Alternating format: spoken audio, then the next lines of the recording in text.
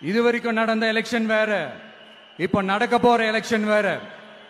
ஒவ்வொரு 5 இயர்ஸுக்கும் நடக்கிற எலெக்ஷன் மாதிரி இதை நினைச்சிடாதீங்க. 50 வருஷத்துக்கு ஒரு வாட்டி நடக்க போற ஒரு எலெக்ஷன் மாதிரி இது. அதிசய எலெக்ஷன். ஒரு எலெக்ஷன்ல அவங்களோட எதிரிகளை தான் எதிர்ப்பாங்க, அப்படிதான் எதிர்ப்பாங்க, அதுதான் யதார்த்தமும் கூட. ஆனா இந்த எலெக்ஷன்ல தான் ஒட்டுமொத்தமா எல்லாருமா சேர்ந்து ஒருத்தனை எதிர்க்கிறாங்க. ஒட்டுமொத்தமா எல்லாருமா சேர்ந்து இந்த விஜயை எதிர்க்கிறாங்க.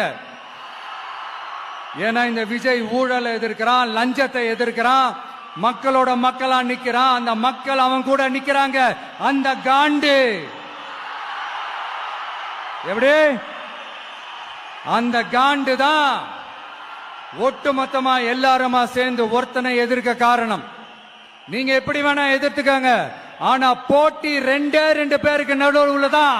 ஒண்ணு இன்னொன்னு. இந்த எலெக்ஷன் டேல மேக்சிமம் என்ன பண்ணுவீங்க? போவீங்க, ஓட்டு போடுவீங்க, வருவீங்க, அவ்வளவுதான் உங்களுடைய பார்ட்டிசிபேஷன். ஆனா இந்த எலெக்ஷன்ல நீங்க பங்கெடுத்துக்க போறீங்க. எஸ், உங்க வீட்டில் இருக்கிற ஒரு விஜய் தான், உங்க வீட்டில் இருக்கிற ஒரு விஜய் தான் வேட்பாளரா நிக்க போறாங்க. உங்க வீட்டில் நிக்கிற ஒரு வேட்பாளர்னா அப்ப உங்க வீட்டில் இருக்கிற மத்தவங்க எல்லாருமே வாக்காளர்கள் தானே. உங்க அம்மா, உங்க அப்பா, உங்க அண்ணன், உங்க தம்பி, உங்க சொந்தம் டிவிக்கே வேட்பாளர் அப்படின்னா அப்ப உங்க ஓட்டு விசில் சின்னத்துக்கு தான் எல்லாருக்குமே தெரியும். ஏன், நம்மளோட எதிரிங்களுக்கு கூட அது நல்லாவே தெரியும்.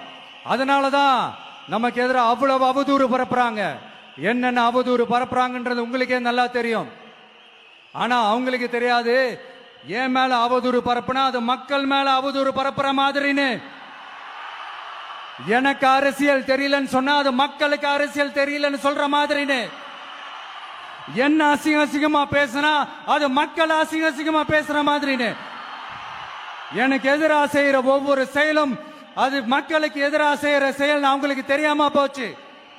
இந்த விஜயும் மக்களும் வேறு வேறு இல்லை.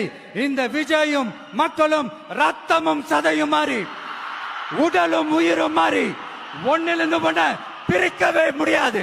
எஸ், சென்சிட்டிவான சென்டிமெண்ட், அது சென்சிட்டிவான சென்டிமெண்ட்.